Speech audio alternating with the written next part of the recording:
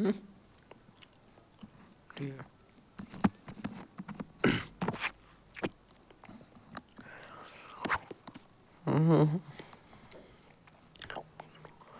हो गया, ठीक। Hello friend, welcome back to your channel. आप सभी का स्वागत है आपके अपने चैनल ए पे मन एग्जाम पॉइंट में। आज हम लोग पढ़ने वाले हैं अपना चैप्टर नंबर 7, आई थिंक 7 है, 7 नंबर, मानव शरीर के अंग एवं उनके कार्य। इस चैप्टर में बहुत ज़्यादा बाहर का बताना नहीं है आपको, कुछ जो दिया है क्वेश्चन वही मैक्सिमम पूछे जाते हैं, वही रिपीट होते हैं, तो इनको ही देख लेंगे सिर्फ, ठीक है। कुछ एक्स्ट्रा इसमें ज्ञान देने की ज़रूरत है नहीं, अगर कहीं पढ़ती है तो बताऊंगा, नहीं तो वैसे तो सिंपल चैप्टर है ये, जो है वही है। पहला क्वेश्चन आपसे पूछा गया है कि रोंगटे क्यों खड़े होते हैं। तो याद रखना, जो हेयर फॉसिल्स होते हैं यानी जो रोम पुटिका होती है, इसमें एक एरेक्टर पिल्लई है। इसमें जब ये संकुचित हो जाती है, संकुचित होने का मतलब क्या होता है कि सिकुड़ना, तो जब ये पेशियाँ सिकुड़ती हैं तो हमारे रोंगटे खड़े हो जाते हैं। तो याद रखना, रोम पुटिका से लगी जो एरेक्टर पिल्लई है, एरेक्टर पिल्लई में जब पेशियाँ संकुचित होती हैं या सिकुड़ती हैं तो उस अवस्था में हमारे रोंगटे जो हैं वो खड़े हो जाते हैं। नेक्स्ट क्वेश्चन है कि रोम या बाल जो हैं वो एक्चुअल में जीवित हैं या फिर मृत हैं। आप एक बात बताओ, जब हम लोग मान लो बाल कटाते हैं, ध्यान से सुनना, कोई चीज़ जीवित है तो वो ग्रो करेगी, वृद्धि होगी उसमें, ठीक है। समय के साथ में उसका यंग है अभी, फिर वो ओल्ड भी होगी। तो बालों के साथ ये सारे प्रोसेस तो होते हैं। देखो, पहले छोटे पे निकलता है, वो रोए की तरह होता है, फिर धीमे धीमे वो बढ़ता है, फिर बीच में वो एक पका हुआ बाल जिसे बोल सकते हो, लास्ट में सॉरी अंत में फिर एक वो पके हुए बाल वाइट हो जाता है, और फिर वो अंत में क्या होता है, टूट के गिरना या फिर उसकी जड़ का अंत हो जाना।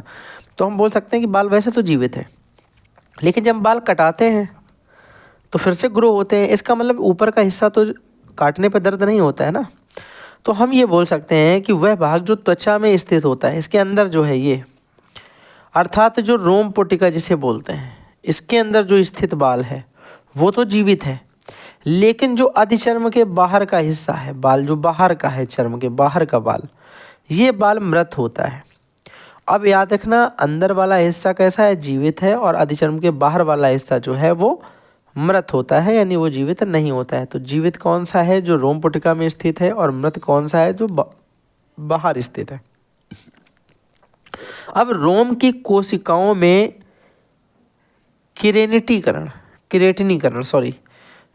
रोम की कोशिकाओं में किरेटिनीकरण क्रिया के कारण जो है वो कोशिकाएं क्या होती हैं, मृत हो जाती हैं। तो जो रोम कोशिकाओं में किरेटिनीकरण की अभिक्रिया होती है, उससे इसकी कोशिकाएं क्या होती हैं, मृत हो जाती हैं। तो बात समझ में आ गई कि कौन सा बाल जीवित है, कितना जीवित है, और कौन सा नहीं जीवित है, और कोशिकाओं की प्रक्रिया क्या कहलाती है, ठीक है। आपसे पूछा जा सकता है कि रोम कोशिकाओं के मृत होने की वजह से कौन सी प्रक्रिया की जाती है, किरेटिनीकरण प्रक्रिया, अलग से पूछ सकता है, ठीक है।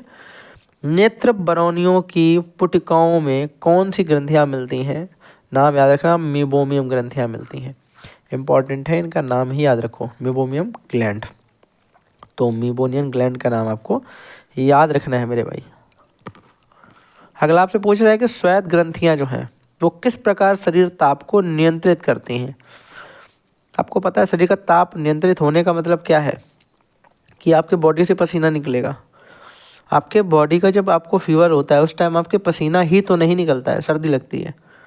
अगर उस टाइम पसीना, हम लोग जो दवा खाते हैं नहीं होता कि ओढ़ के लेट जो है फिर पसीना वगैरह अगर आएगा तो फिर टेम्परेचर जो है नॉर्मल हो जाएगा। तो वही कारण इसमें बताया गया है कि शरीर का ताप बढ़ने पर श्वेत ग्रंथियां जो हैं उनसे पसीना या श्वेत स्रावित होता है। इसे वाष्पीकरण में प्रयुक्त ऊर्जा या ऊष्मा जो है वो शरीर से ग्रहण की जाती है, जिससे शरीर का ताप जो है वो कम हो जाता है। मतलब आपको फीवर है तो आप ओढ़ के लेटेंगे, और आपको पसीना आता है तो आपका फीवर उतरने के चांस होते हैं दवा खाने के बाद, लेकिन ठीक है, वैसे सर्दी ही नहीं जाएगी, पसीना तो नहीं निकलता है फिलहाल। सीबेसियस ग्रंथि से स्रावित तरल का नाम और उसका कार्य आपको बताना है। तो रोम पुटिकाओं से लगी एक सीबेसियस ग्रंथि है जो एक तेलीय तरल, जैसे सीबम बोलते हैं, उसका स्रावन करती है। सीबम नाम के एक तरल को क्या करती है, स्रावित करती है, और ये काम क्या करता है, जो बाल होते हैं हमारे उनको चिकना बनाती है और जलरोधी बनाती है, ताकि बाल को आप जब किसी पानी के अंदर ऐसे एक सिंगल बाल को डुबो के बाहर निकालेंगे तो उसके ऊपर बूंद नहीं चिपकी होती हैं, ठीक है, वो एकदम क्लियर होगा, आगे उसकी बूंद जो होगी गीलापन होगा उसमें छिटकने से चला जाएगा। ये नहीं कि उसमें पूरी दीवार, जैसे नहीं बालों की एक वो जब जूम करोगे तो अब दीवार दिखेगी उसमें पानी की बूंदें चिपकी हैं बहुत सारी, वो ना हो इसलिए, ठीक है। तो ये क्या होता है, यह बालों को चिकना करती है और जल रोधी करती है। कौन? सीबम। और ये कहाँ से निकलती है? ये रोम पुटिकाओं से निकलती है, सीबेसियस ग्रंथि के द्वारा। तो पूछा जाए कि आपके बालों में चिकनेपन की जो कारण है वो कौन सा तरल पदार्थ है, बोलोगे सीबम। पूछा जाए सीबम कहाँ से निकलता है, तो सीबेसियस ग्रंथियों से निकलता है।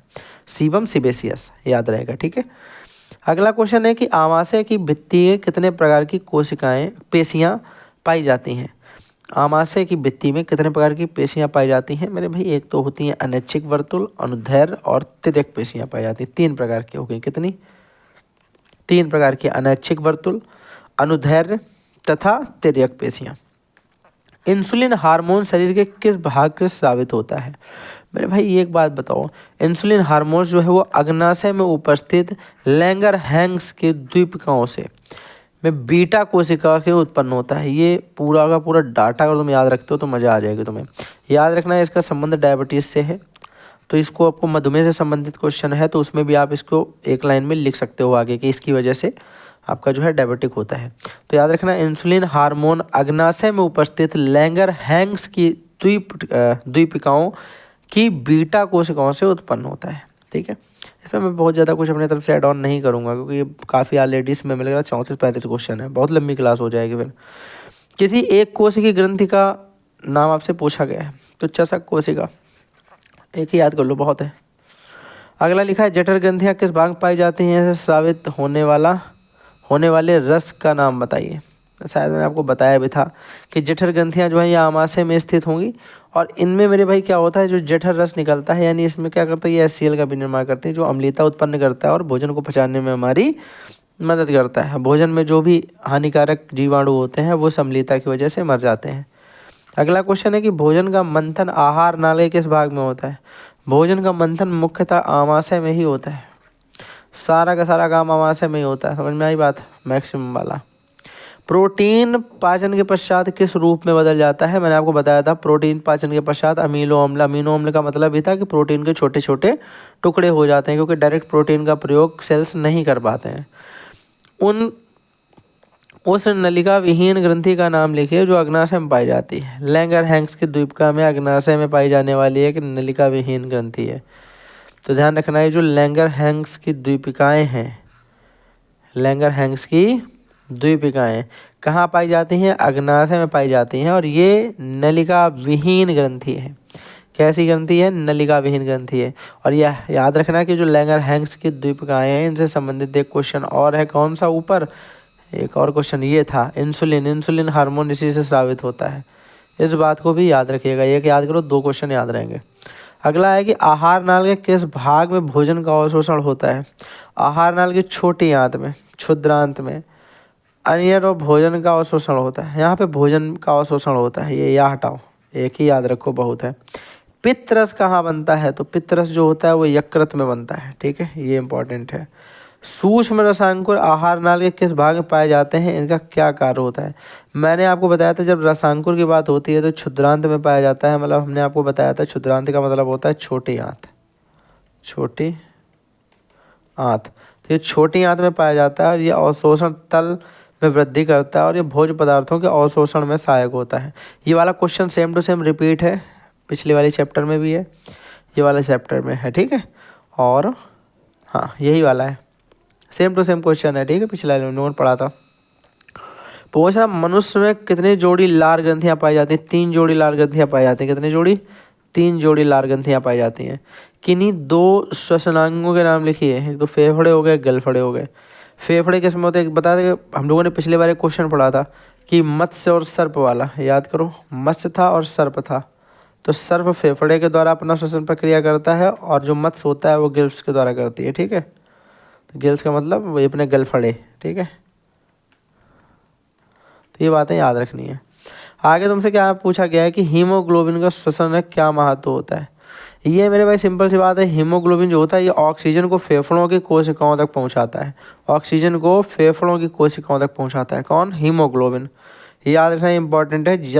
अपने ब्लड में जब चेक कराते हैं तो उसमें हीमोग्लोबिन की मात्रा आती है, क्या लेवल है, ठीक है। अगला क्वेश्चन पूछा जा रहा है कि श्वास क्रिया में कौन सी गैस ग्रहण की जाती है? ऑक्सीजन। कौन सी आप ग्रहण करने के बाद छोड़ते हो? कार्बन डाइऑक्साइड, CO2, ठीक है, इस बात को भी याद रखना। CO2 हम लोग रिलीज करते हैं, ऑक्सीजन हम लोग ग्रहण करते हैं, इंपॉर्टेंट वन, ठीक है। अगला क्वेश्चन पूछ रहा है श्वसन क्रिया द्वारा छोड़ी जाने वाली वायु, क्या पगले आदमी, कार्बन डाइऑक्साइड, बता दिया मैंने ऊपर ही, ठीक है। रुधिर के शुद्धिकरण का कार्य श्वसन तंत्र के किस अंग में होता है? मैंने कहा फेफड़ों में। आपको याद होगी हम लोगों ने पहले भी बात कर चुके हैं पल्मोनरी धमनी की। पल्मोनरी धमनी जो होती है उसके अंदर कौन सा ब्लड आता है? बताओ जरा एक बार। पल्मोनरी धमनी के अंदर अच्छा शुद्ध वाला ब्लड आता था कि अशुद्ध वाला आता था? आप बोलोगे भैया पल्मोनरी धमनी, वैसे तो आपने बताया था कि धमनी में शुद्ध रक्त बहता है, लेकिन पल्मोनरी धमनी जो है ये एक अपवाद है, इसके अंदर अशुद्ध रक्त बहता है। और अशुद्ध रक्त कहाँ से कहाँ बहता है? ये भैया हृदय से रक्त जाता है फेफड़े में। कहाँ से जाता है? हृदय से फेफड़े में। और फेफड़ा क्या करता है? इसको शुद्ध करने का काम करता है। तो रुधिर का शुद्धिकरण कहाँ होता है? फेफड़ों पर। तो आपने पिछला चैप्टर मन से देखा, ये चैप्टर आधा हो जाएगा, मैं आपको बता रहा हूँ, आधा हो जाएगा, ठीक है। अगला क्वेश्चन है नाक से सांस लेने का मुख्य लाभ क्या होता है? बड़ा ही इंपॉर्टेंट क्वेश्चन है, मैं लेता भी हूँ। नाक से सांस लेने के कारण जो वायु है वो छन कर जाती है। आपके नाक में छोटे छोटे बाल होते हैं, बहुत सारे लोग बाल काट लेते हैं, नहीं काटनी चाहिए, ठीक है, बाहर ना निकले, थोड़ा सा एम्बेरसिंग ना लगे बस आपको। अब पता चला नाक में इतने बड़े बाल हुए, चोटी करके घूम रहे हो, चूतिया लोगों की नहीं आई थी भाई। तो इस चीज़ों से आपसे बचना है आपको, बस इतना नहीं होना चाहिए। हाँ, लेकिन बिल्कुल ही नाक के अंदर छुरा चला रहे हो अलग लेवल का, तो वो ज़्यादा हो जाता है। नॉर्मल रहना है आपको। नाक में बाल जो हैं वो वायु को छन कर जाने में भी सहायता करते हैं, अनावश्यक चीज़ें रोक लेते हैं वो, कि नहीं घुसोगे तुम, ठीक है। तो वायु को छनकर शरीर के ताप और फेफड़ों तक पहुंचाता है, जिससे फेफड़ों की कोशिकाएं जो है वो स्वस्थ बनी रहती है मेरे भाई। मुंह से सांस लेना बंद करो, नाक से सांस लिया करो। अगला क्वेश्चन आपसे पूछ रहा है कि मनुष्य का हृदय कहाँ स्थित होता है?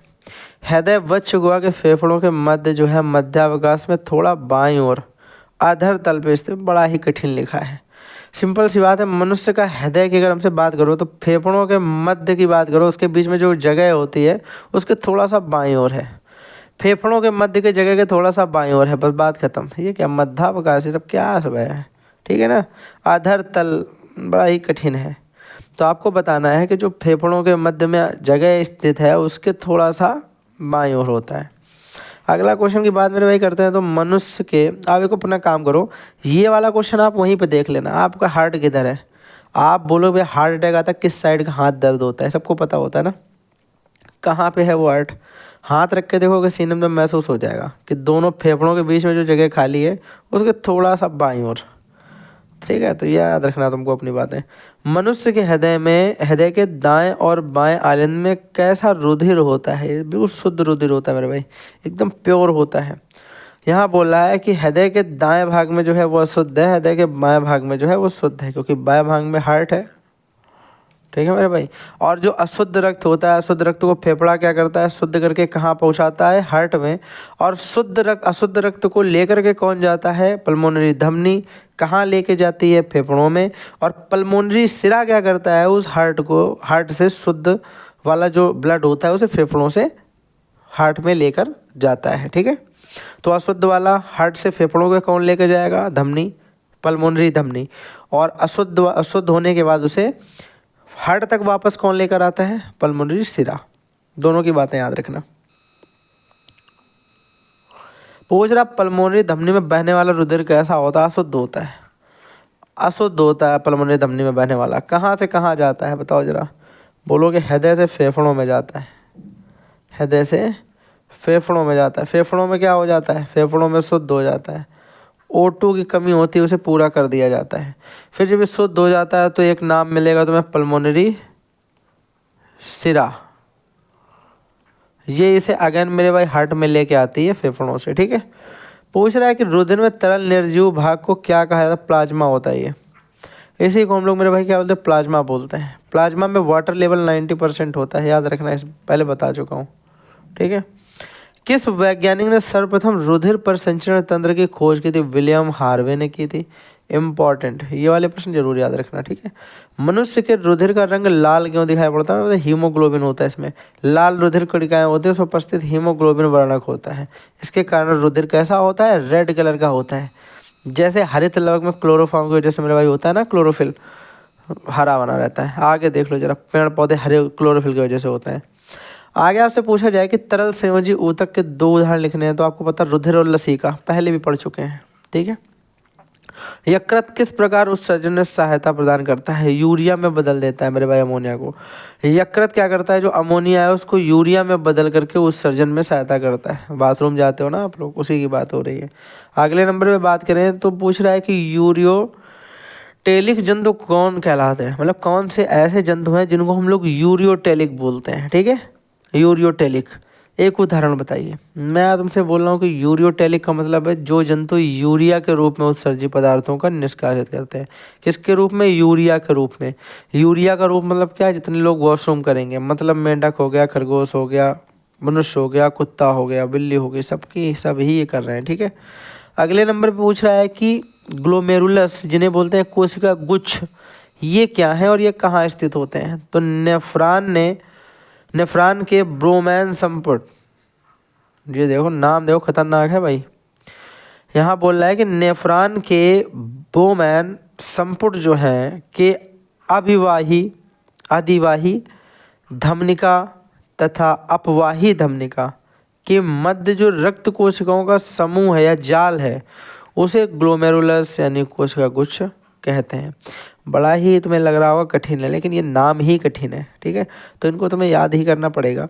तो बोलोगे जो नेफ्रॉन के ब्रोमैन संपुट है उसके मेरे भाई जो नाम बड़ा कठिन है यार ये, अधिवाही धमनिका। इंग्लिश वाला देख लो अगर तुम्हें याद हो फ्रेंड, लेकिन हिंदी लिखना तो हिंदी भी पड़ेगा, ठीक है। पूरा थोड़ी इंग्लिश लिख लोगे, तो कोई बात नहीं, देखो एक बार देख लो, हो जाएगा।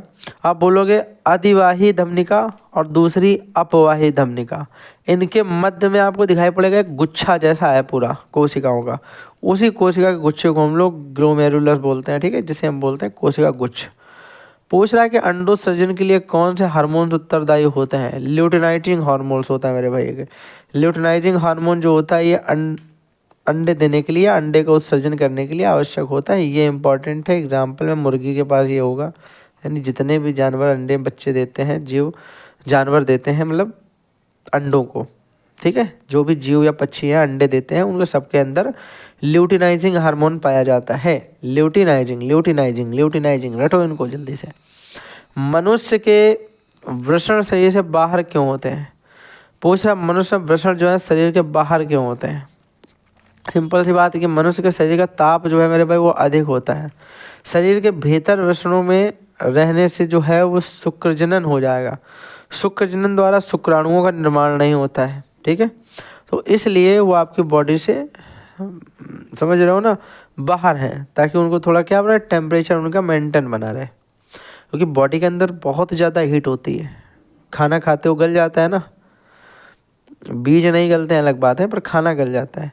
तो खाना खाने के बाद गल जाता है क्योंकि हीट है बॉडी में, और बॉडी के अंदर अगर इतनी हीट है तो शुक्राणु जो होते हैं, जिसे हम बोलेंगे जो स्पर्म है, सिंपल सी बात सर समझो तुम, अगर जो स्पर्म है, आपको पता है कि स्पर्म जो है वो अगर पहले से ही मृत है, ध्यान से समझना इस बात को, वो तो मतलब हो ही नहीं पाएगा ना, वहाँ पे हीट की वजह से शुक्राणु जनन हो जाएगा।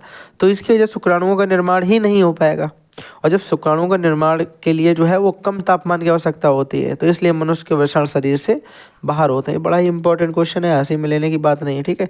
ये क्वेश्चन भाई बहुत इंपॉर्टेंट लगा मुझे। अब ये क्वेश्चन मेरे को इम्पोर्टेंट क्यों लगा भगवान जाने, पर है इम्पोर्टेंट, ठीक है। ये तो याद रखना कि मनुष्य के वृषण शरीर से बाहर क्यों होते हैं, वो इस रीजन से है क्योंकि उनमें शुक्राणुओं को बनने की आवश्यकता, इंसान के शुक्राणु तभी बन सकते हैं ना जब उसके लिए नॉर्मल टेम्परेचर है।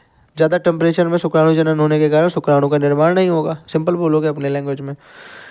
आगे देख लो जरा, लिखा है कि शुक्राणुओं का पूर्ण परिपक्वन कहाँ होता है? एपिडिडाइमिस में होता है मेरे भाई। कहाँ होता है? एपिडिडाइमिस, ये याद रखना इंपॉर्टेंट है। एपिडिडाइमिस में शुक्राणुओं का पूर्ण परिपक्वन होता है, यानी पूर्ण रूप से परिपक्व होते हैं। जांघ की अस्थि का नाम क्या है? बहुत ज़्यादा इंपॉर्टेंट है, फीमर पूछी जाती है मेरे भाई, सबसे बड़ी भी होती है, सबसे बड़ी अस्थि, लंबी अस्थि जो है वो फीमर ही होती है।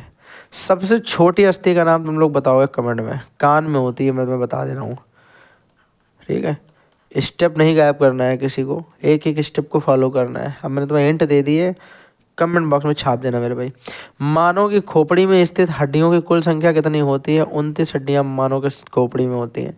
नवजात बच्चे के शरीर में की बात करते हैं मेरे भाई तो 350 प्लस समथिंग 300 प्लस हड्डियां होती हैं। और अगर एक प्योर इंसान की बात करो 206 हड्डियां होती हैं। और उसके बाद अगर हम बात करते हैं उसके अंदर जोड़ों की बात करते हैं, क्रोमोसोम्स की बात करते हैं, तो ऐसा तो 46 यानी 23 जोड़े होते हैं। 23 जोड़े में अगर हम बात करें तो 22 ऑटोसोम्स होते हैं, एक सेक्सोम होता है।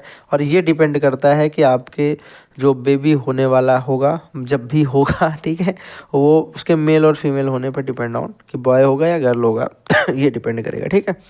तो ये बातें सारी की सारी हम लोग पहले भी ऑलरेडी पढ़ चुके हैं। अगर साइंस के मैराथन आप लोग देखेंगे तो उसमें मिल जाएगा। हालांकि क्लास आपको लग रहा होगा कि मैंने काफ़ी जल्दी खींच दी, क्योंकि लंबी क्लास करना मेरे हिसाब से कोई फ़ायदा नहीं है, ठीक है। लगाओ लीड, देख डालो बस पट्टे से, सब याद हो जाएगा। चलो इसी के साथ में थैंक्स फॉर वॉचिंग, फिर मिलेंगे अगले चैप्टर के साथ में, तब तक के लिए बाय बाय।